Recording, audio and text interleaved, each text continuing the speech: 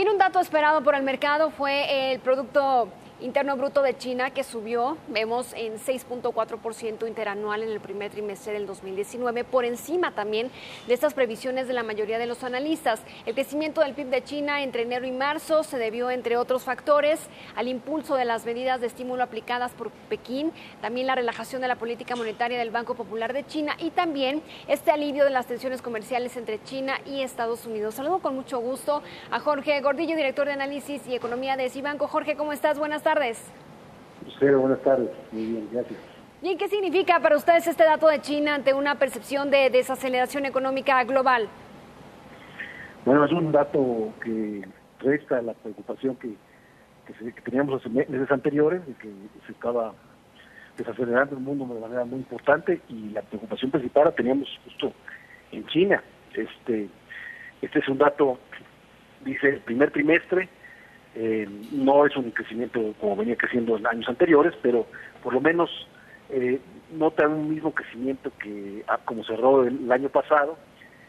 Empieza los datos del primer trimestre para todo el mundo. Vamos a ver la semana que entra qué dato Estados Unidos, creemos que va a estar alrededor del 2%. Entonces, bueno, de alguna manera tuvimos mucha preocupación con los datos de enero y febrero, y los de marzo nos han dado un poco más de tranquilidad. Bien, un pronto acuerdo económico entre Estados Unidos y China no solo creemos que podría mejorar el estrés entre estos dos países, también mejoraría el ánimo en la economía mundial. ¿Qué opinas?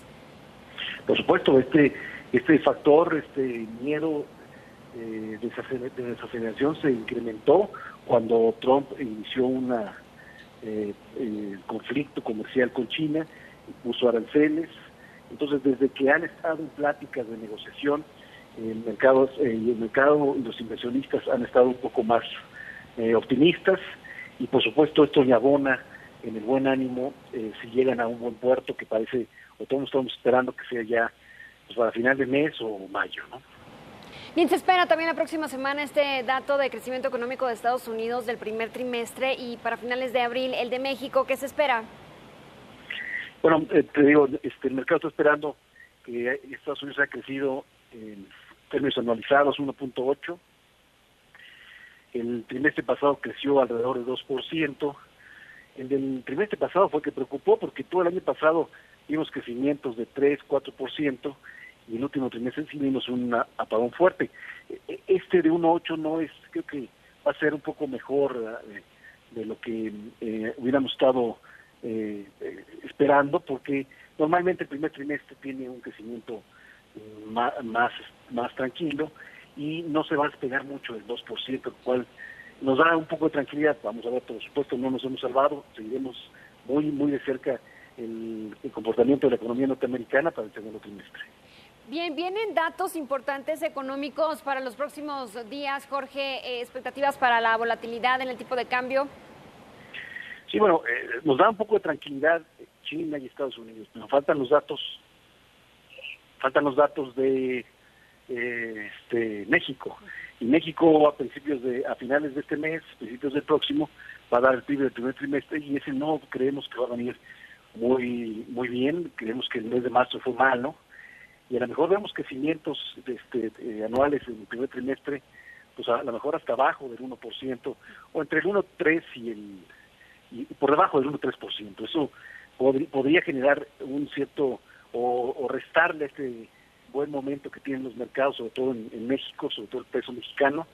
Y bueno, lo que esperamos es eso, a lo mejor que cerremos el mes más o menos como hemos estado en las últimas 2 semanas, con el peso abajo de los 19, pero en mayo un poquito más arriba. No todavía da positivo, pero un poco más presionado por estos datos económicos.